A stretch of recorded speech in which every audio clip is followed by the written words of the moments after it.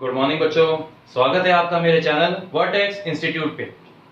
मैं chapter 1 electric charge and field के chapter को कवर कर रहा हूँ। ये उसका सेकंड पार्ट है। इससे पहला जो पार्ट है उसका नोटिफिकेशन और उसका डिस्क्रिप्शन में मैंने ऐसे लिंक दे रखा है, आप उसे वहां जाके चेक करें और पहले वीडियो को देखें। अगर आपने पहला वीडियो नहीं देखा है तो आपको ये वीडियो समझ में नहीं आएगा।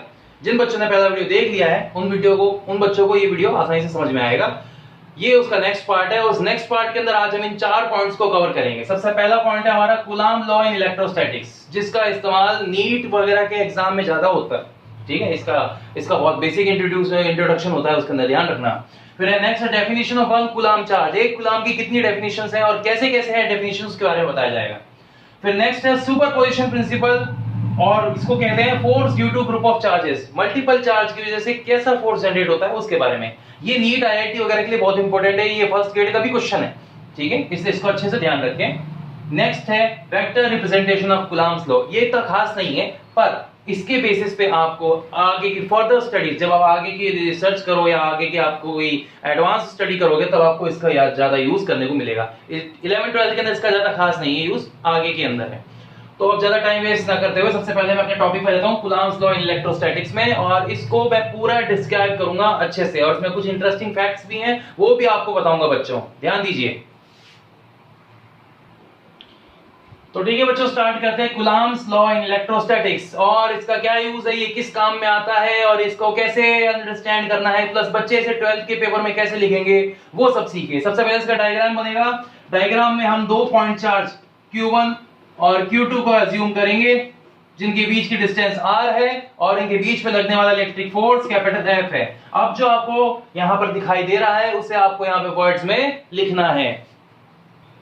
ठीक है बच्चों, जो डायग्राम के बारे में एक्सप्लेन किया गया यहां पर, let us assume 2 point charge. पहली बात तो कूलाम्स लॉ में जो चार्ज होते हैं उन्हें पॉइंट चार्ज रखा जाता है।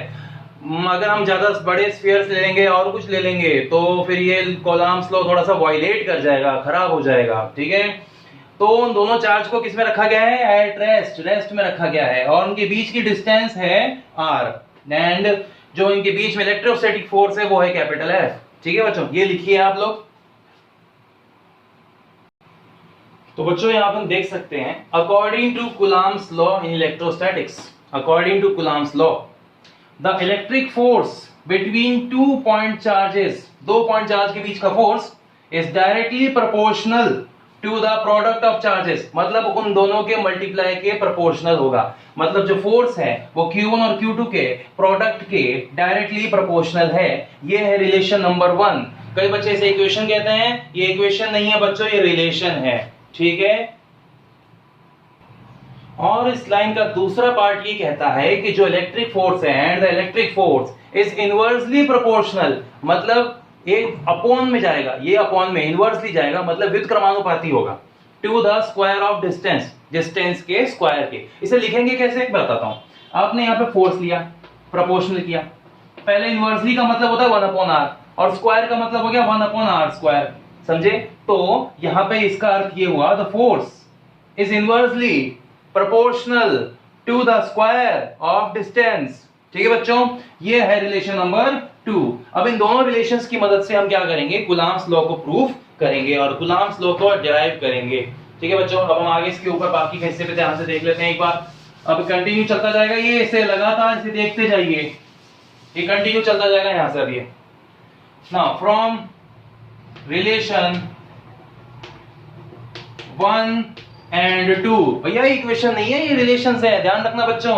ये F proportional Q1 Q2 upon में r² हो गया कंबाइन करके। इसको बराबर करने के लिए हमने एक कांस्टेंट माना है Q1 Q2 अपॉन में r²। ये कांस्टेंट है, इलेक्ट्रिक कांस्टेंट, इसे K बोलते हैं। Here K is constant,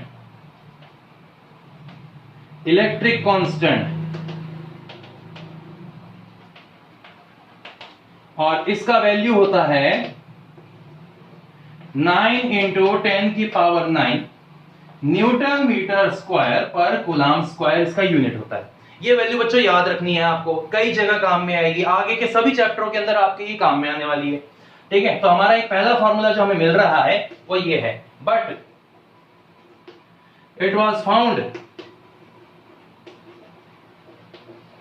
that ये भी पता लगाया था बाद में कि k का वैल्यू 1/4 पाई एप्सिलॉन नॉट होता है। बच्चों ये जो मैंने एक नई चीज आपके सामने इंट्रोड्यूस करी है ये है एप्सिलॉन नॉट। बच्चों से बताता हूं मैं, पहले तो इसकी स्पेलिंग लिखा देता हूं आपको, EPSILON और इसको बोलते हैं KNOT नॉट, ठीक है, एप्सिलॉन नॉट। और ये होता क्या है, किस बारे में है वो समझाता हूं। आप इसे उतार लीजिए वीडियो पॉज करके।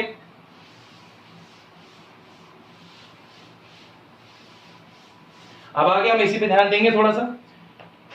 तो इसको समझने के लिए अब सबसे पहले हम बात करें यहां पर हियर एप्सिलॉन नॉट, इसे बनाते कैसे बच्चों, देखो ध्यान रखना, यूं करके यूं बनाया जाता है। कई बच्चे ऐसे यूं बना देते हैं, ठीक है ना, ये गलत होता है। कई बच्चे ऐसे यूं बना देते हैं, ये भी गलत होता है। बच्चों ऐसे मत बनाना प्लीज, ऐसे करके बनाओगे तो गलत हो जाएगा आपका, फिर आप परेशान हो जाओगे कि भाई हमारे नंबर कट गए। ओके बच्चों, इसलिए इस चीज का बारीकी से ध्यान रखना। Here epsilon not is called permittivity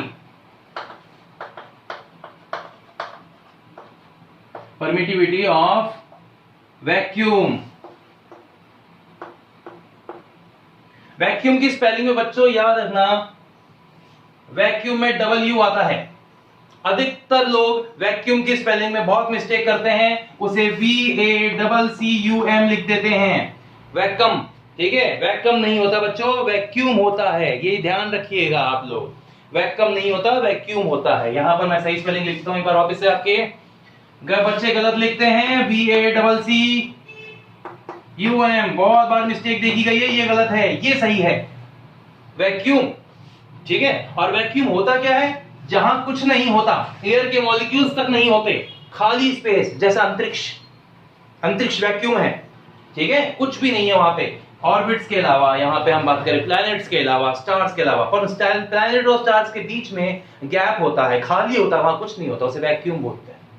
तो परमिटिविटी ऑफ वैक्यूम है ये, और ये कितनी होती है, एप्सिलॉन नॉट का वैल्यू होता है 8.85 into 10⁻⁻12।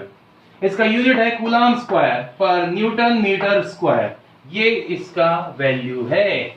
इसको बहुत जगह काम में हम इस्तेमाल में लेंगे। अब इसके बेस पर अगर मैं एक फॉर्मूला वापस बनाऊं कूलम्ब फोर्स का, तो F = हो जाएगा बच्चों,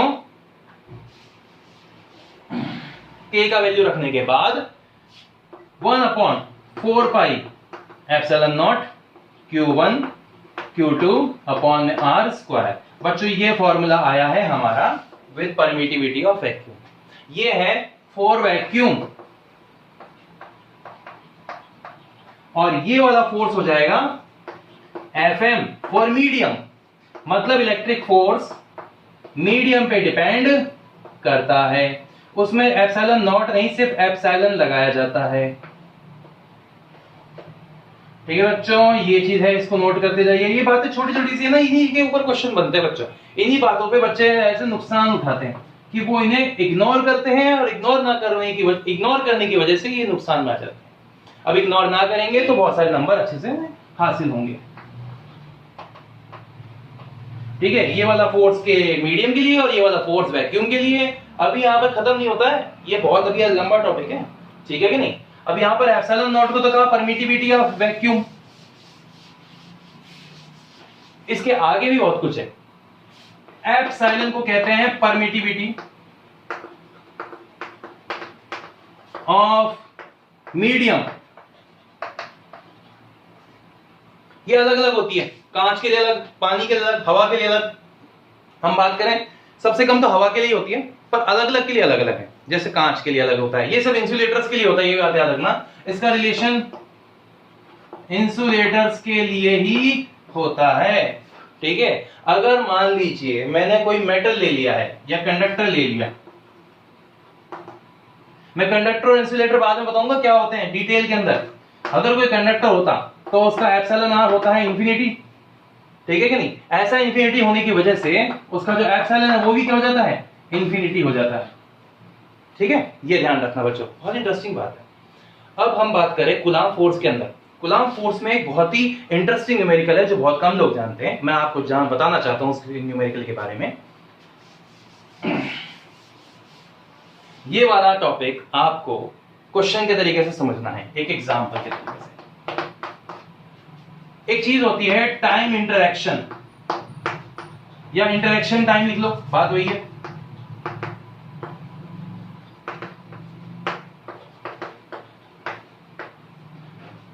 देखो यहां से वहां तक पहुंचने में कुछ ना कुछ समय लगता है। मैं यहां से वहां तक जाऊंगा तो कुछ ना कुछ समय लगेगा, जल्दी जाऊंगा तो कम समय लगेगा, अगर दूरी और ज्यादा होगी तो ज्यादा समय लगेगा। तो इंटरैक्शन टाइम डिस्टेंस पे डिपेंड करता है।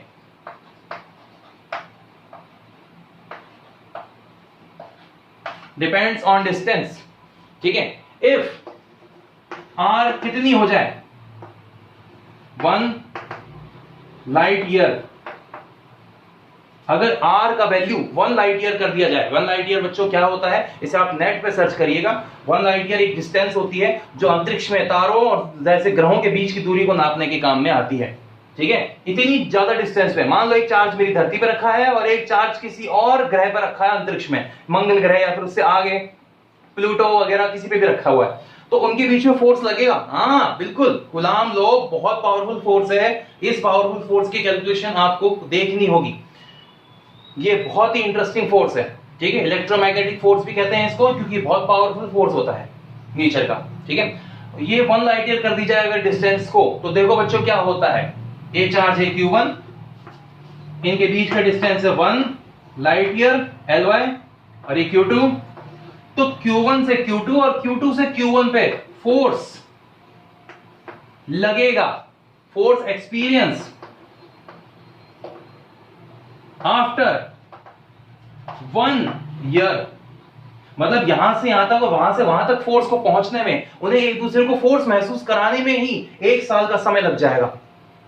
ये बहुत ही बड़ा पॉइंट था, ठीक है। अभी कैसे हो रहा है, किस तरीके से हो रहा है, इसकी कैलकुलेशन कैसे आ रही है, ये सब आपको क्या करना है बच्चों, फाइंड करना है। ये एक एग्जांपल है जो आपको खुद करना है। आप इसे ढूंढिए, इसे सर्च करिए, और इसके लिए आप अपने टीचर से भी पूछ सकते हैं, अपने फ्रेंड से भी पूछ सकते हैं, आप चाहें तो मेरे को कमेंट सेक्शन में भी पूछ सकते हैं। नहीं सॉरी, कमेंट तो टर्न ऑफ कर रखे हैं, सॉरी। ठीक है बच्चों, अभी खत्म नहीं हुआ टॉपिक, अभी आगे भी है। इसमें एक टॉपिक और है, डाइलेक्ट्रिक कांस्टेंट। कूलाम्स लॉ काफी इंटरेस्टिंग टॉपिक है। कई लोग इसे छोटे में निपटा देते हैं, बस फॉर्मूला लिखा है, काम किया और खत्म। ऐसा नहीं करना बच्चों, ऐसे में नंबर कम आते हैं बच्चों, ऐसे नहीं करना बच्चों, ठीक है। आपको ध्यान देना है एक एक पॉइंट पे, ऐसा लिखना है कि वाकई में मजा आ जाए।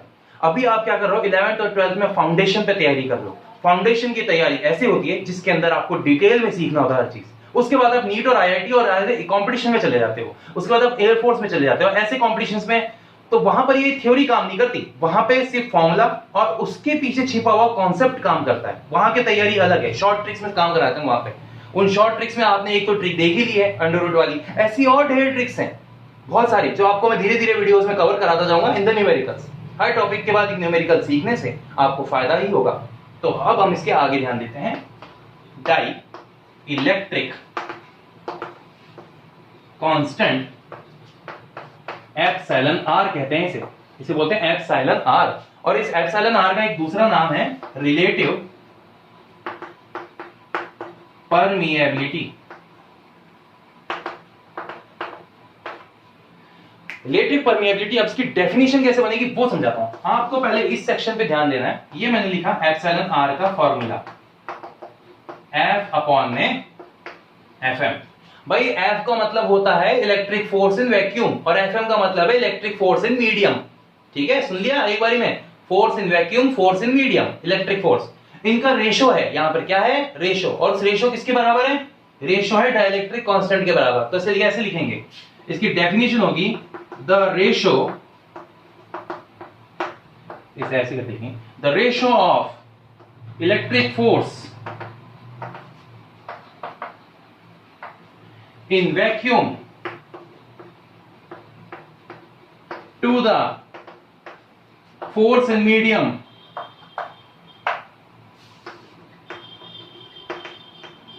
is called dielectric constant। और ये किसके लिए होता है बच्चों, फॉर इंसुलेटर्स।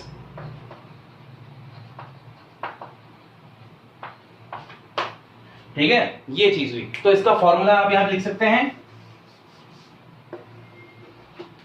यहाँ इसके नीचे लिखेंगे एप्सिलॉन आर बराबर एफ अपॉन में एफ एम। ठीक है बच्चों, ये इसके नीचे लिखा जाएगा यहाँ पर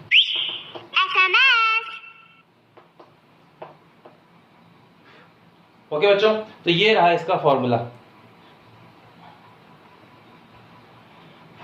अब आगे की कहानी है, इसको आगे भी लिखते हैं हम, अभी खत्म नहीं हुआ ये, अब इसको सॉल्व भी करेंगे हम, ठीक है, पूरा का पूरा। और डाइलेक्ट्रिक कांस्टेंट से रिलेटेड एक ऐसा फैक्ट आपको बताऊंगा जो आपकी जिंदगी में रोजमर्रा में काम आता है, बहुत बार काम में आता है। तो बच्चों अभी डाइलेक्ट्रिक कांस्टेंट का हमने फॉर्मूला लिखा है एफ अपॉन में एफ एम।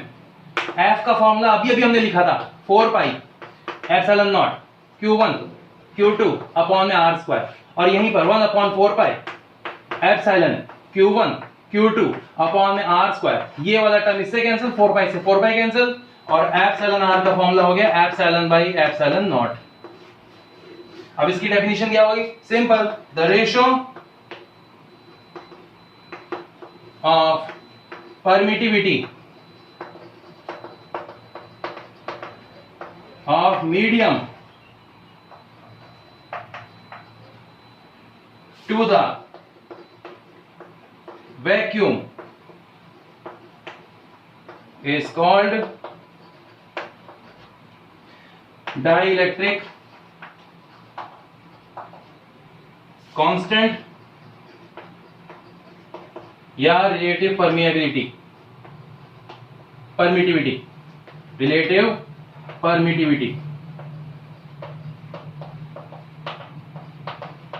बच्चों रिलेटिव परमिटिविटी होती है इलेक्ट्रिक में और रिलेटिव परमिएबिलिटी होती है मैग्नेटिक में। ठीक है बच्चों, यहां तक की बात समझ में आ गई होगी आप सबको। ठीक है, ये रहा इसके बारे में। अब डाइलेक्ट्रिक से रिलेटेड मैं आपको एक चीज समझाऊं, एक छोटा सा न्यूमेरिकल है।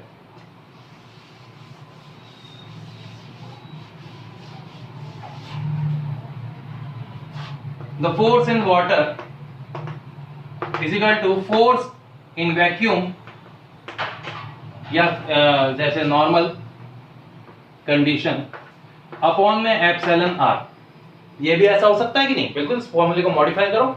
मीडियम यहाँ पे वाटर है, वैक्यूम यहाँ पे नॉर्मल कंडीशन है फोर्स की। ओके, अगर हम बात करें तो पानी के लिए फॉर वाटर, ये एक एग्जांपल है बच्चों, ध्यान रखना। फॉर वाटर एप्सिलॉन आर का वैल्यू होता है 80। कितना होता है, 80। ठीक है, तो जो फोर्स इन वाटर होगा वो फोर्स इन वैक्यूम अपॉन में 80, मतलब कितने गुना कम हो जाएगा फोर्स, 80 गुना। अर्थात एग्जांपल बताता हूं आपको, ये लिया आपने NaCl, NaCl को बोलते हैं नमक, सॉल्ट। सॉल्ट को जैसे आप पानी में डालते हैं वो गायब हो जाता है ना, बिखर जाता है ना, सोडियम प्लस और Na प्लस और Cl माइनस में। इनके बीच में पहले फोर्स क्या था, इनके बीच में पहले फोर्स F था, नॉर्मल फोर्स, वैक्यूम फोर्स। और अब जो फोर्स लग रहा है इनके बीच में, force in medium water, force of water बहुत कम हो चुका है पहले के मुकाबले। इतना कम हो चुका है कि अब ये दोनों एक दूसरे के साथ नहीं रह पा रहे हैं, और इसी वजह से सोडियम और क्लोराइड पानी में जाते ही अलग अलग हो जाते हैं, घुल जाते हैं और मिक्स हो जाते हैं। यही कारण पोटेशियम क्लोराइड, यही कारण सॉल्ट्स और बाकी जितने भी जैसे कंपाउंड्स होते हैं, केमिकल्स होते हैं, वो सब पानी में जाके क्यों घुल जाते हैं।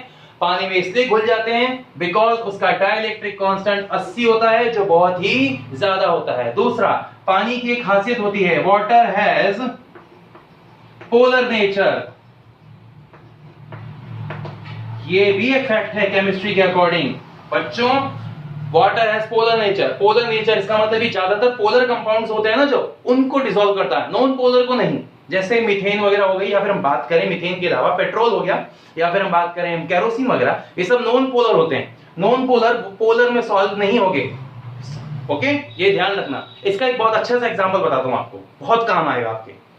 अगर कहीं पर भी आपके पास गंदगी चिपचिप सी है ना, गोंद चिपका हुआ हो, या फिर मान लो कोई गंदी सी कीच चिपकी हुई हो, तेल वाली चिपचिपी सी, उसे हटाना हो आपको, तो आप क्या करें, थोड़ा सा पेट्रोल लें, कागज में ऐसे, या फिर मान लो उसे कपड़े में डुबोएं, ठीक है ना, थोड़ा सा, और उससे साफ करें। पेट्रोल क्या करता है, सारी तेल वाली चिकनी चीजों को तुरंत साफ कर देता है, बिकॉज वो एक पोलर, वो से नॉन पोलर को नॉन पोलर डिसॉल्व कर लेता है। ये खासियत है बच्चा। तो आप लोगों ने एग्जांपल उतार लिया, ये एग्जांपल समझ लिया। पानी क्या करता है, पानी का डाइलेक्ट्रिक कांस्टेंट 80 होता है, इसलिए वो बहुत सारे पोलर कंपाउंड्स को डिसॉल्व कर देता है। ये इसकी खासियत है।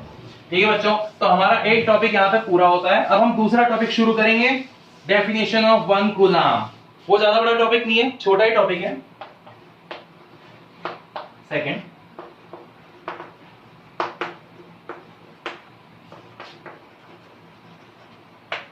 चार्ज। बच्चों इसे समझाने से पहले मैं आपको कुछ बातें बताना चाहता हूं। मेरे पहले वीडियो पर मुझे बहुत अच्छा रिस्पांस मिला, बहुत अच्छा। पहले दिन के अंदर ही 200 से ज्यादा व्यूज मेरे को मिले, ठीक है, लाइक्स मिले और जैसे सब्सक्राइब्स भी। इसका मतलब ये है कि लोग मेरे काम को अप्रिशिएट कर रहे हैं and I really love that. बहुत पसंद आ रहा है मुझे ये काम। मैं चाहता हूं कि आप लोग इस वीडियोस को जितना ज्यादा हो सके उतना ज्यादा शेयर करें, सब्सक्राइब करवाएं, सब्सक्राइब करें और इसको जितना ज्यादा हो सके उतने लोगों तक पहुंचाएं।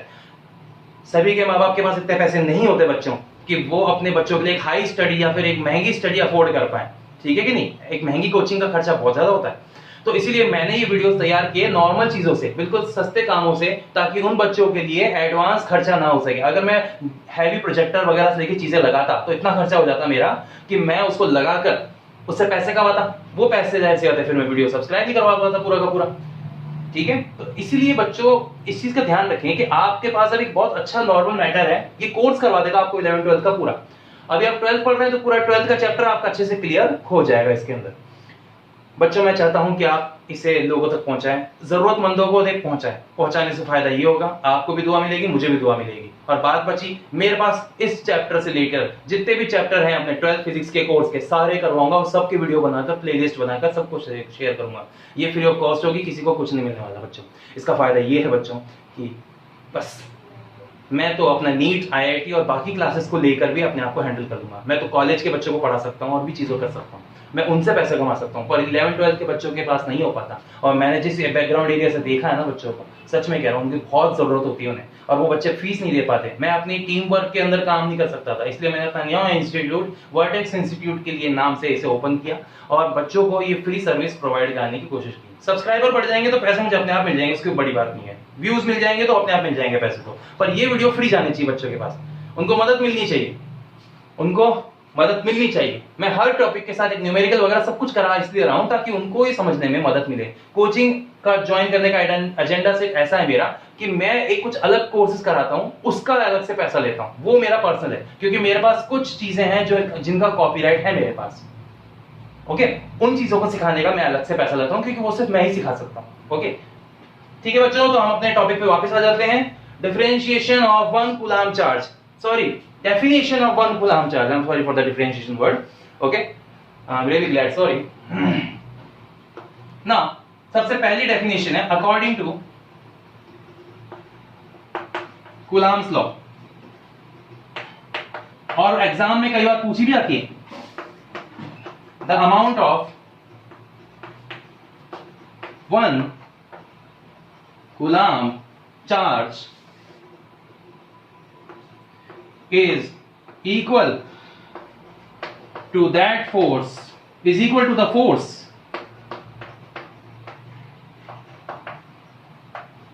of 9 into 10 की power 9 Newton when charge kept at 1 meter distance। हाँ बच्चों, ये आप लिख लीजिए, ठीक है। According to Coulomb's law, the amount of 1 coulomb charge is equal to the force of 9 into 10 की power 9 newton when charge kept at 1 metre distance. जब चार्ज को 1 मीटर डिस्टेंस पर रखेंगे दोनों चार्जों को। ओके, मैं आपको समझा देता हूं ये चीज, आप ये उतार लीजिए।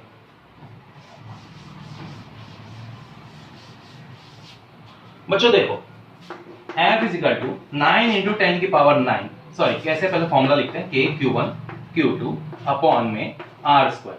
हियर Q1 है 1 कूलम्ब, Q2 भी है 1 कूलम्ब मान लिया, और जो R है उसे भी कह दिया हमने 1 मीटर। वैल्यू रखेंगे 9 into 10 की पावर 9, अभी भी लिखवाइए 9 का वैल्यू, K का वैल्यू 1 into 1 अपॉन में 1 का स्क्वायर। सब कुछ सॉल्व करेंगे तो F का वैल्यू आएगा 9 into 10 की पावर 9 न्यूटन।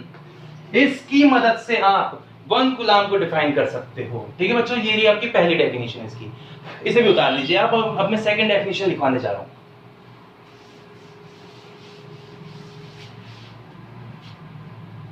दूसरी डेफिनेशन है according to quantization of charge,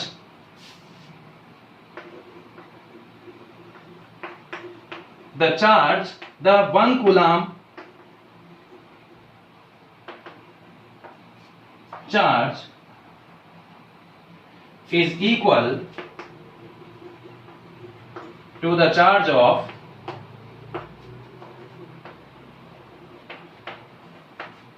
6.25 into 10 की power 18 number of electrons।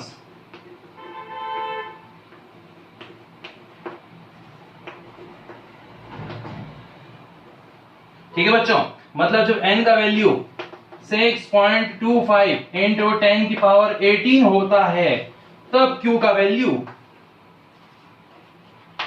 1 coulomb होता है। क्वांटाइजेशन वाला फॉर्मूला है q इक्वल टू ne, उसमें रख के देख लो n का वैल्यू और e का वैल्यू आपको पता ही है, आपको 1 कूलाम ही आंसर मिलेगा। ये है क्वांटाइजेशन के अकॉर्डिंग डेफिनेशन, ठीक है, नंबर ऑफ इलेक्ट्रॉन्स के अकॉर्डिंग। ये है इसकी सेकंड डेफिनेशन, ठीक है बच्चों। ओके, मिटा देता हूं अभी से मैं। और तीसरी डेफिनेशन आपने 10th में भी पढ़ी है, थर्ड डेफिनेशन आपने, according to electric current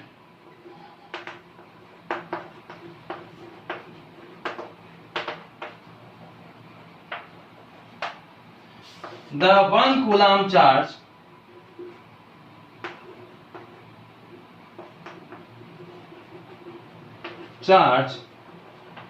is equal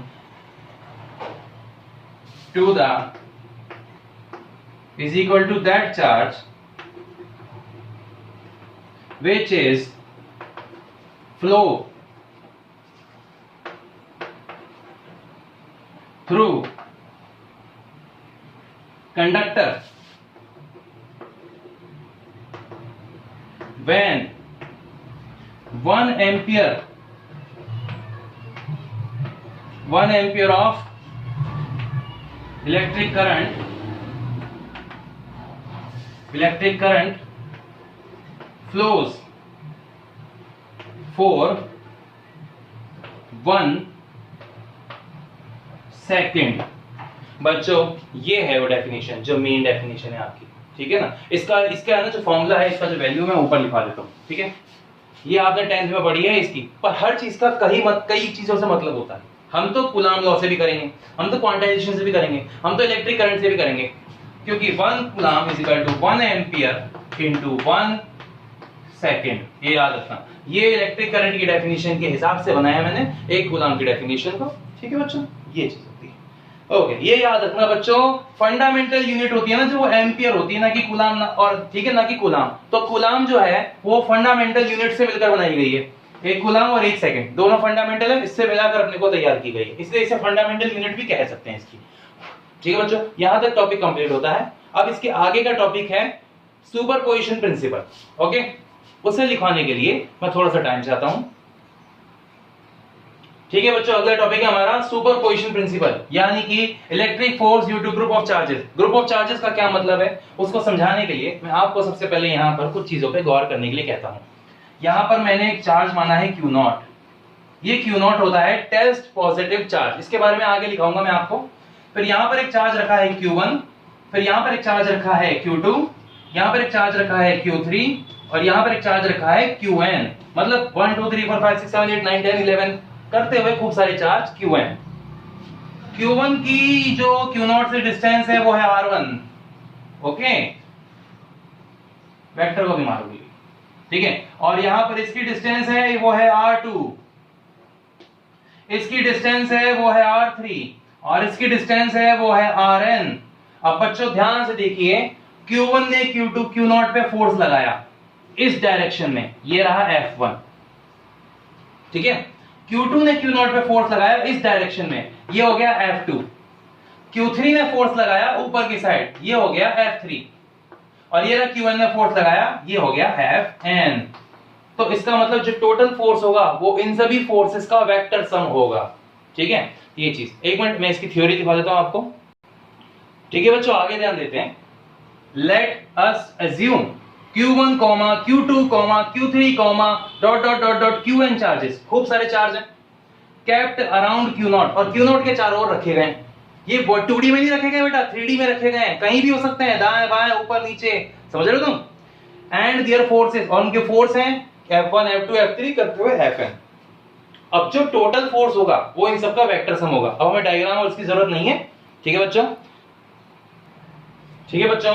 according to superposition principle, the total net force, मतलब टोटल फोर्स होगा F net is equal to the vector sum of all forces, सभी force का vector sum. तो कैसे लिखेंगे इसे, F net, हमने सिखाया था वेक्टर सम, स्केलर सम, अब हो रहा है वेक्टर सम।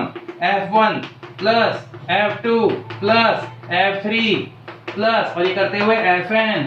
लो जी बच्चों, अब बच्चों सबसे पहले मैं F1 को लिखवा रहा हूं आपको, आपकी आंखों के सामने, ताकि आप लोग समझ सको कि मैं कैसे लिख रहा हूं।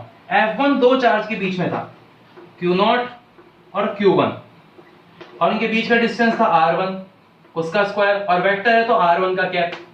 ये हो गया F1 का वैल्यू। हाँ, डायग्राम को देखो और इसको देखो, मैच कर जाएगा। साथ साथ नोट्स बनाते रहो बच्चों, सिर्फ देखने का काम नहीं है, नोट्स बनाने का काम है। नोट्स बनाओ ताकि एग्जाम में कुछ लिख सको। और यहाँ पर Q0 Q2 अपॉन में R2 का स्क्वायर, R2 का कैप, यहाँ पर Q0 Q3 अपॉन में R3 का स्क्वायर और R3 का कैप, और ये करते हुए चलता जाएगा। लास्ट में Q0 Qn अपॉन में Rn का स्क्वायर, Rn का की कैप। थोड़ा सा एडजस्ट कर लेना बच्चों लास्ट वाला, ठीक है, आप लोग देख लेना। अब मैं इसे आगे की बात करता हूं, इसके आगे क्या सॉल्यूशन है।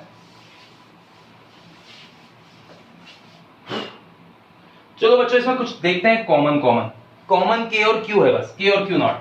तो F net equal to K और Q0 को बाहर ले लो, क्या बचेगा यहाँ पे, Q1 अपॉन में R1 का स्क्वायर और R1 का कैप, यहाँ पे Q2 अपॉन में R2 का स्क्वायर, R2 का कैप, और ऐसे करते हुए Qn अपॉन में Rn का स्क्वायर, Rn की कैप।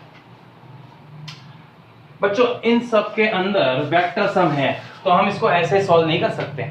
आप चाहो तो इसे सॉल्व करने की कोशिश करो, पर नहीं होगा। वेक्टर की डायरेक्शन अलग अलग होती है। वेक्टर सम में सिर्फ नंबर ही ऐड नहीं होते हैं, बल्कि डायरेक्शन भी ऐड होती है। डायरेक्शन का भी अपना कैलकुलेशन होता है, जिसे हम थीटा से सॉल्व करते हैं, एंगल से सॉल्व करते हैं। तो इनके कॉरेस्पॉन्डिंग नेचर की वजह से, या आपस में एक दूसरे से मिले हुए नेचर की वजह से सॉल्व करना थोड़ा मुश्किल है, पर इसे फॉर्मूले में लिखना आसान है। तो F net vector is equal to K Q0, यहां पर आएगा सिग्मा Qi अपॉन में Ri का स्क्वायर और Ri का कैप। बच्चा यहाँ पे I है ना, 1 से शुरू होगा और N पर खत्म होगा, ये इसका मीनिंग है, ठीक है, ये चीज होती है। तो यहाँ पर हम बात करें इस टॉपिक पे, यहाँ पर आपका सुपरपोजिशन प्रिंसिपल भी समाप्त होता है। अभी मैं आपको जैसे कुछ न्यूमेरिकल्स भी कराऊंगा इसके, ठीक है बच्चों, पर टॉपिक पूरे करा देता हूँ आपको, ताकि आप लोग क्लियर कर सको। अब मैं इसे भी मिटा रहा हूँ, और अपने आज का चैप्टर का लास्ट टॉपिक जो है, ठीक है, हमारा आज के टॉपिक का जो लास्ट टॉपिक है उसे स्टडी करेंगे हम। फोर्थ टॉपिक है vector representation of Coulomb's law. तो बेटा ऐसा आपको दिख रहा है यहाँ पर, जैसा आपको दिख रहा है यहाँ पर, vector representation of Coulomb's law में मैंने कूलम्ब लॉ के डायग्राम को दो पार्ट्स में डिवाइड किया है। एक तो ए पार्ट है और एक बी पार्ट है। ए पार्ट में जो चार्ज Q1 है वो Q2 पे फोर्स लगा रहा है, और पार्ट बी में Q2 क्या कर रहा है, Q1 पे फोर्स लगा रहा है। तो ये दोनों एक दूसरे पर जो फोर्स लगाते हैं वो मैग्नीट्यूड में तो सेम होते हैं, पर डायरेक्शन में अपोजिट। यही हमें प्रूफ करना है। यही vector representation of Coulomb's law का मेन मकसद है, जिसे कई लोग नहीं समझते। ये एक्शन रिएक्शन के लॉ को फॉलो करता है। क्या सिर्फ Q1 ही Q2 पे फोर्स लगाता है? नहीं, Q2 भी Q1 पे और उसी अमाउंट का, उसी अपोजिट डायरेक्शन का फोर्स लगाता है। अब मैं इस डायग्राम को कंप्लीट करता हूं इन कोऑर्डिनेट सिस्टम के हिसाब से लिखूंगा मैं अब इसे, ठीक है बच्चा, ठीक है बच्चों। इस डायग्राम को मैंने पूरा किया है। अब इस पूरा करने पे मैं समझाता हूं क्या किया है। ओरिजिन के रेस्पेक्ट में दो वेक्टर डाले हैं, एक R1 डाला है और एक R2 डाला है, जो इन्हें कैच करता है। इनके बीच का डिस्टेंस है R12। अब हमें R1, R2 और R12 में रिलेशन फाइंड करना है। वो रिलेशन क्या होगा वो बताता हूं आपको। यहाँ पे R12 इज इक्वल टू होगा R2 माइनस R1। ये कहां से आया बच्चों? अगर आप 11th के अंदर छलांग लगाओगे वापस, तो आपको पता चलेगा कि वहां पर एक लॉ है, triangle law of vector addition. Triangle law of vector addition, उस triangle law of vector addition को मैं अभी थोड़ी देर में आपको समझा देता हूं, ठीक है कि नहीं, थोड़ा वेट करो, समझ लोगे, ऐसे कुछ घबराने की बात नहीं है। और अगर मैं इसके हिसाब से यहाँ पे लिखूं इसी डायग्राम को, तो यहाँ पे R21 is equal to minus का सॉरी R1 माइनस R2 कहलाएगा। ठीक है बच्चों, ये इसका हो गया। अगर हम इन दोनों को सॉल्व करना चाहते हैं अब, ठीक है, तो फोर्स भी निकालना होगा और सारी कैलकुलेशन भी करनी होगी। तो सब चीजों को कैलकुलेट करने के लिए मैं थोड़ी सी जगह ऊपर लेता हूं।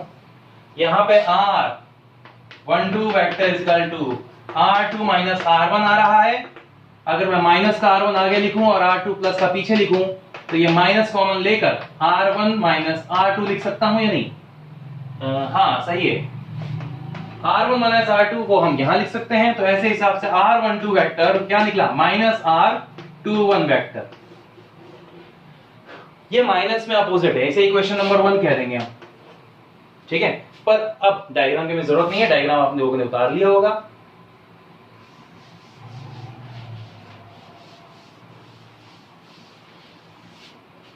ना अब यहाँ पे इनका मॉड्यूलस लेते हैं, यानी कि इनका मैग्नीट्यूड। तो R12 का magnitude is equal to R21 के मैग्नीट्यूड के बराबर। इसे क्वेश्चन नंबर 2 कह दो, मतलब इनके मैग्नीट्यूड में कोई फर्क नहीं पड़ने वाला। ना फर्स्ट फोर्स F12, अब फोर्स F12 निकालना है हमें, तो वो कितना होगा, वो होगा कि Q1 Q2 अपॉन में मॉड्यूलस ऑफ R12 का स्क्वायर और यहाँ पे R12 का कैप। ठीक है बच्चों, इसे मॉडिफाई करते हैं कि Q1, मैं थोड़ा सा जगह लेके मॉडिफाई करूंगा। ठीक है बच्चों, यहाँ तक तो आप लोगों ने उतार लिया है, यहाँ तक उतार लीजिए। अब इसके आगे मैं आपको लिखवाता जाऊंगा और इसे लगातार कंटिन्यू उतारते जाइएगा आप लोग।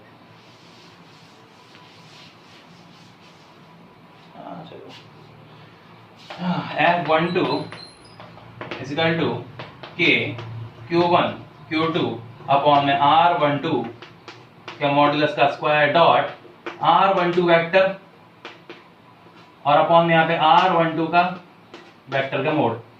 तो इसके हिसाब से लिखूंगा तो F12 इज इक्वल टू आ गया के Q1 Q2 अपॉन में R12 के वेक्टर के मोड का क्यूब और यहाँ पे R12 का वेक्टर। ठीक है बच्चों, ये चीज आ गई यहां पर ना। अब इसकी बात करें, इसे इक्वेशन नंबर 4 कह देंगे हम। सॉरी इक्वेशन नंबर 3, गर्मी बहुत है बाबा, दिमाग खराब कर दी ना। अब चौथा पॉइंट, पहला दूसरा पॉइंट ये कहता है कि फोर्स F21 और F21 जो होगा इसी की जैसा अगर करूं तो के Q1 Q2 अपॉन में यहां पर होगा R21 के मोड का क्यूब और यहाँ पे R21 का वेक्टर। भाई R21 की जगह मैं वो लिख सकता हूं कि नहीं माइनस में, तो के Q1 Q2 अपॉन में यहाँ नीचे वाले को इक्वेशन 2 से, इक्वेशन 2 को देखो बच्चों, R12 के वेक्टर का क्यूब मोड में ना इसीलिए, और यहाँ पे R12 माइनस में के वेक्टर को लिख लिया। ये हो गई इक्वेशन नंबर 4। तो भाई इक्वेशन नहीं, अभी इक्वेशन नंबर 4, हाँ चलो डाल दो। ये दोनों देखो एक दूसरे के अपोजिट हैं, तो इक्वेशन 3 और 4 को मिलाने पर यानी एक जैसा रखने पर, from equation 3 and 4 F12 vector is equal to minus का F21 वेक्टर। हाँ जी भाई, ये बिल्कुल सही बात है। इन रेस्ट कंडीशन जो 1 से लेके सेकंड पे फोर्स है और सेकंड से लेके 1 पे फोर्स है, वो दोनों फोर्स मैग्नीट्यूड में तो सेम है पर डायरेक्शन में एक दूसरे के अपोजिट हैं। तो इसका मतलब it follows third law of motion. वैसे पता नहीं समझ में आता मोशन क्या है, थर्ड लॉ ऑफ मोशन, ठीक है कि नहीं, एक्शन रिएक्शन लॉ। लो भाई ये है, तो यहां पर ये टॉपिक समाप्त होता है। एक क्वेश्चन है बच्चों जो आपको घर से करना है, उसे ढूंढना नेट पर, आप नेट से ढूंढेंगे इसे, ठीक है ना। व्हाट आर द, मैं इसको लिखवा देता हूं बच्चों, आप जरा देख लीजिए। तो बच्चों एक क्वेश्चन है, आपको घर से करना है, what are the similarities and difference between, similarity और डिफरेंस निकालनी है electric force and gravitational force में। ठीक है, ये जो आपको सिमिलैरिटी निकालनी है इसे नेट पे सर्च करिए। अब आप रिसर्च करने के लिए तैयार हैं, अब आप ढूंढ सकते हैं, मीनिंग समझ सकते हैं इस चीज का। जब आप किसी चीज का मीनिंग समझ जाते हो तो उसके ऊपर रिसर्च करना बड़ा आसान हो जाता है। अब आप सर्च करिए, रिसर्च करिए और ढूंढिए कितने पॉइंट हो, चाहे 1 पॉइंट मिले, चाहे 2 पॉइंट मिले, चाहे 10 पॉइंट मिले, आपको उसे लिखना है। ज्यादा नहीं, 10 नहीं, 3-4 पॉइंट बहुत है, उतना काफी है लिखने के लिए। आप उसे लिखिए, ढूंढिए, उसका मतलब समझिए, जानिए और उस पर क्वेश्चन करिए। क्वेश्चन नहीं मिले तो जाहिर सी बात है आप उसे गूगल पर सर्च करें, नहीं तो अपने टीचर से पूछें और नहीं तो अपने फ्रेंड से पूछें। समझ रहे हो बच्चों? तो ऐसे करके आपको खुद की नॉलेज बढ़ानी है, खुद की क्यूरियोसिटी बढ़ानी है, तभी आप चीजों को बहुत अच्छे से समझ पाओगे। आपको अगर साइंस पढ़नी है तो उसका फुल इंटरेस्ट लेके पढ़ाई करो। अब मैं आपको कुछ न्यूमेरिकल्स कराता हूं बच्चों। तो बच्चों आपके लिए पहला क्वेश्चन हाजिर है, find the electric force between 3 microcoulomb and 7.6 microcoulomb when distance between them is 5 centimetre.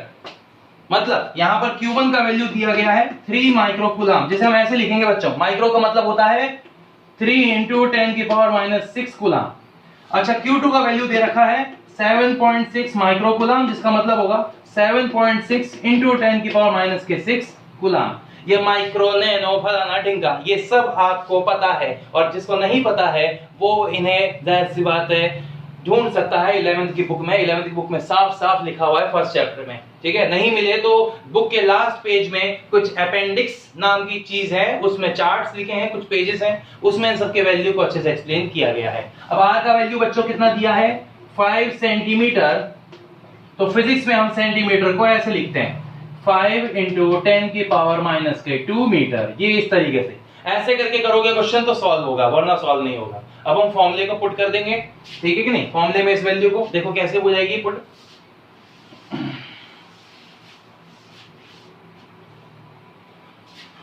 F = K Q1 Q2 upon R²। कई बच्चों का क्वेश्चन आया है कि सर हम इसे वेक्टर फॉर्म में इस्तेमाल कर सकते हैं। मतलब कि हाँ कर सकते हैं, पर अभी स्केलर में करो।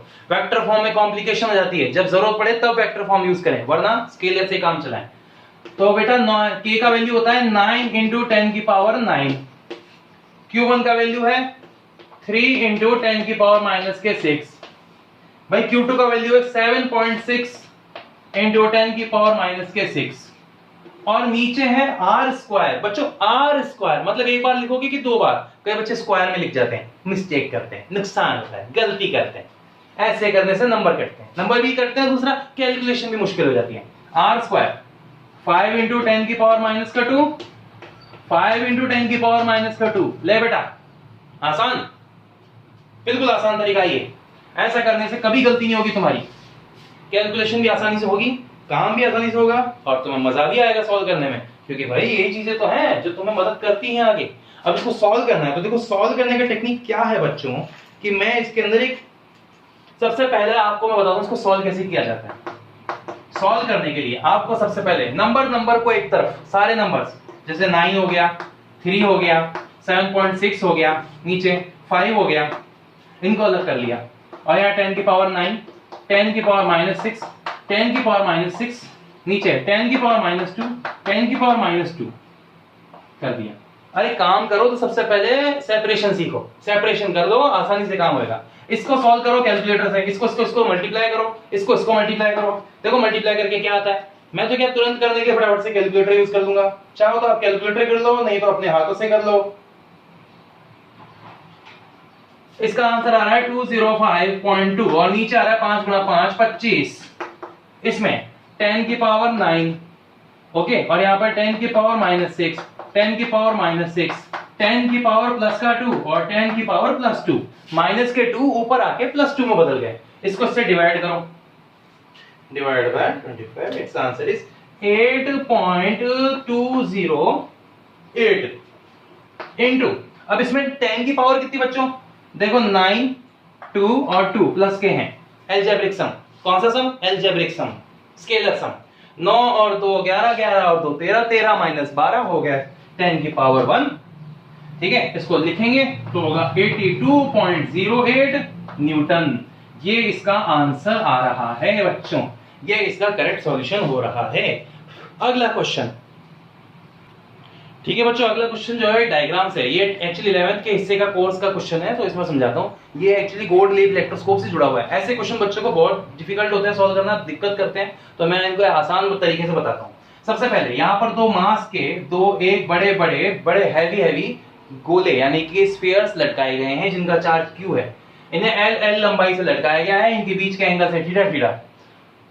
तो बच्चों गौर करने वाली बात यह है इसके अंदर कि यहाँ पर इसका कुछ ना कुछ मास होगा, तो ग्रेविटी होगी, वो ग्रेविटी हो गई mg, इसकी ग्रेविटी भी कितनी हो गई mg। यहाँ पर जो डिस्टेंस है वो है r, तो आधी आधी कितनी हो जाएगी यहां से यहां तक r/2, और यहां से भी r/2 ये O पॉइंट मान लेते हैं। ठीक है, पूरी डिस्टेंस कितनी है r है। जो यहाँ पे फोर्स लगेगा वो होगा इलेक्ट्रिक फोर्स और इसे बाहर की तरफ धकेलेगा। तो दो फोर्स तो मिल गए, एक mg मिल गया, एक f मिल गया। अब जो रस्सी होती है उसमें एक तनाव टेंशन होता है जिसे बोलते हैं कैपिटल T। अब T, F और mg के बीच में रिलेशन हमें निकालना है, तो ऐसे कैसे फाइंड आउट करेंगे? इसके लिए हम यहाँ पर एक छोटा सा वर्टिकल एक्सिस तैयार करेंगे। यहाँ पर ये T है, ये थीटा है, तो ये भी कितना होगा बच्चों? थीटा होगा। Z बन रहा है alternate angle.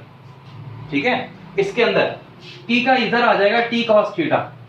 Resolution of vector, मैं इस टॉपिक को बार बार बोल रहा हूं, रेजोल्यूशन ऑफ वेक्टर, इसे तैयार कर लीजिएगा, थोड़ा सीख लीजिएगा नेट पर इसे। और यहां की तरफ आएगा T sin थीटा।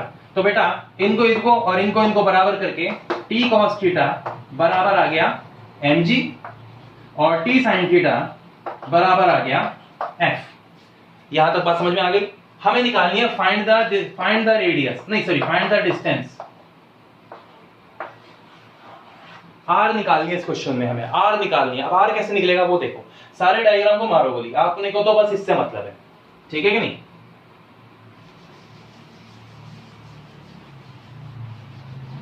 दो इक्वेशन चाहिए थी, दोनों इक्वेशन हमें मिल गई। इक्वेशन बना दो, काम आसान। तो सबसे पहले यहाँ पे T sin थीटा अपॉन में यहाँ पर f और यहाँ पे T cos theta equal to यहाँ पर mg। दोनों को यहाँ पर रेशियो में डिवाइड कर दिया, T से T कैंसिल, यहाँ पर बन गया ये tan थीटा, ये हो गया f अपॉन में mg। बच्चों यहाँ पर mg को इधर मल्टीप्लाई करो, f इज इक्वल टू नहीं sorry mg tan theta is equal to f। ठीक है, ये चीज हो गई। अब हम बात करें यहाँ पर f क्या होता है। अब f क्या चीज है वो समझाता हूं आपको। देखो mg tan theta is equal to k q upon में r का स्क्वायर। भाई कूलॉम लॉ का इस्तेमाल कर दिया, और क्या। और यहां पर हम बात करें r स्क्वायर हो जाएगा k q स्क्वायर अपॉन में नीचे आएगा mg tan थीटा। r का वैल्यू हो गया under root k q square upon में mg tan थीटा। लो भाई खत्म। ये हमने r निकाल ली थी, r निकाल लिया, हो गया बच्चों। r से आप q निकाल सकते हो, q से आप और भी चीजें फाइंड आउट कर सकते हो। जितनी चीजें आप चाहो उतनी तरीके की चीजों में से कन्वर्ट कर सकते हो। टेंशन निकालना चाहते हो टेंशन निकाल लोगे, फोर्स निकाल लोगे, ग्रेविटी निकाल लोगे, मास निकाल लोगे, और जो चाहो आप। फॉर्मूलों को समझ गए, फॉर्मूलों को कैलकुलेट करना सीख गए तो सब कर लोगे। ओके बच्चों, अगला एक एग्जांपल बताता हूं वेक्टर सम में। बच्चों एक नया एग्जांपल है, एग्जांपल नंबर 3। इसमें क्या करना है कि एक अपने को यहाँ पे स्क्वायर दिया है, स्क्वायर के सिर्फ तीन हिस्सों पर 1, 2 और 3 जगहों पे चार्ज रखे हैं, चौथे वाले को नहीं रखा, उसका अलग क्वेश्चन होता है, इसलिए मैं इस वाले को नॉर्मल क्वेश्चन कर रहा हूं। तो बेटा Q, इस वाले Q पर एक फोर्स लगाएगा F1, और F1 कितना होगा? K Q1 Q2 अपॉन में r square, K Q upon में r स्क्वायर कूलॉम्स लॉ से। तो भाई K Q स्क्वायर लिख लूं इसे, F1 आ गया। अब Q ये नीचे वाला इस पर फोर्स लगाएगा ऊपर की तरफ, ये हो गया F2 K Q square upon में r स्क्वायर, और इनके बीच का एंगल जो है वो हो गया 90। ठीक है, F1 आ गया, F2 आ गया, और हमारे बीच में थीटा बराबर 90 भी आ गया। ऐसा एक फॉर्मूला होता है, हमें रिजल्टेंट निकालना होता है, under root F1 square plus F2 square plus 2F1 F2 cos theta. बच्चों ये फॉर्मूला आपने पहले भी पढ़ा है, याद करो 11th के अंदर आपने इस फॉर्मूले को पढ़ा था। ये रिजल्टेंट मैग्नीट्यूड फाइंड करने में मदद करता है। ओके, अब इसके अंदर वैल्यू रख देंगे, Fr इज इक्वल टू यहाँ पर K Q अपॉन में आर स्क्वायर का भी स्क्वायर, यहाँ पर के क्यू स्क्वायर का अपॉन में R square plus 2 K Q square upon में आर स्क्वायर, के क्यू स्क्वायर अपॉन में आर स्क्वायर, थोड़ी जगह कम पड़ गई। ओके, और लास्ट में आएगा cos 90 डिग्री।